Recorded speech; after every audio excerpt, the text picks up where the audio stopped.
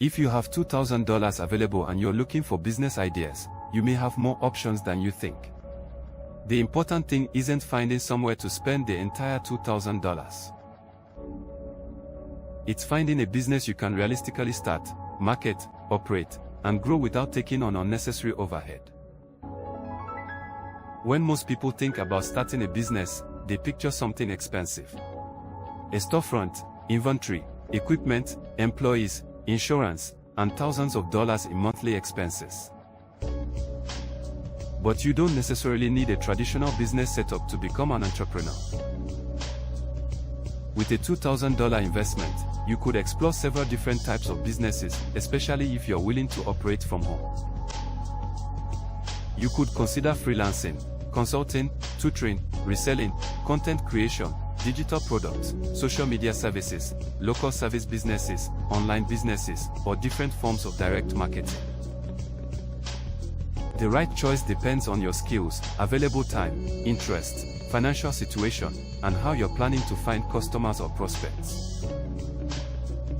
That's something people sometimes overlook.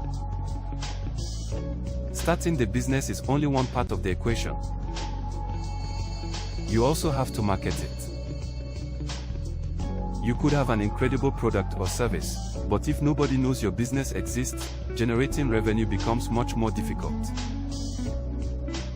That's why I pay close attention to the marketing side of any business opportunity I'm considering. One business model I'm personally building uses a marketing method that's been around for generations: direct mail. It's called Mailbox Money Blueprint. Mailbox Money Blueprint is a home-based direct mail business opportunity built around using physical mail to introduce potential prospects to the business. And if you're specifically researching business ideas with a $2,000 investment, there's a $2,000 participation level available.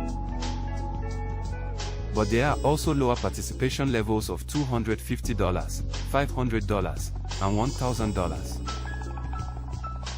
That means someone doesn't necessarily have to start at the highest level simply because they have $2,000 available. You can evaluate the different participation levels, consider your financial situation, and determine what makes sense for you. The basic concept behind the business is straightforward. You use direct mail to put information about the opportunity in front of potential prospects. Those prospects can review the information, learn how the business works, and decide whether they are interested in participating. But what makes direct mail particularly interesting today is that you don't have to depend entirely on physical mail. We are operating in an era of websites, social media, video marketing, email, search engines, and artificial intelligence. That means traditional direct mail can become one part of a broader marketing strategy. You can mail information to prospects while also creating online content that helps people discover your business through other channels. That's the approach I'm personally interested in. Old school direct marketing combined with modern technology. Another major consideration when starting with $2,000 is recurring overhead. Some businesses may have a relatively affordable startup price but become expensive because you're required to pay monthly membership fees, software subscriptions, advertising costs, inventory expenses, or other recurring charges. Mailbox Money Blueprint doesn't require a monthly membership fee. That doesn't mean running the business has no expenses. You still need to consider postage, mailing materials, marketing, and any optional advertising or technology you choose to use. That's why I wouldn't automatically spend every dollar of a $2,000 startup budget. Keeping some working capital available can give you room for marketing and other operating expenses after you've started. And there's something else that's extremely important. Investing $2,000 into a business does not guarantee you'll make money. There are no guaranteed results.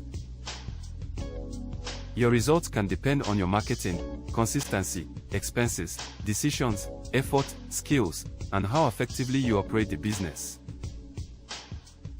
That's true whether you're investing $250, $2,000, or significantly more.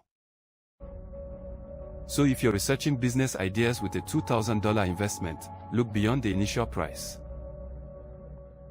Ask yourself what you'll actually be doing every day. How will you find customers or prospects? What are the ongoing expenses? Can you operate the business around your current schedule? Can you run it from home? And most importantly, do you understand the business well enough to consistently work it?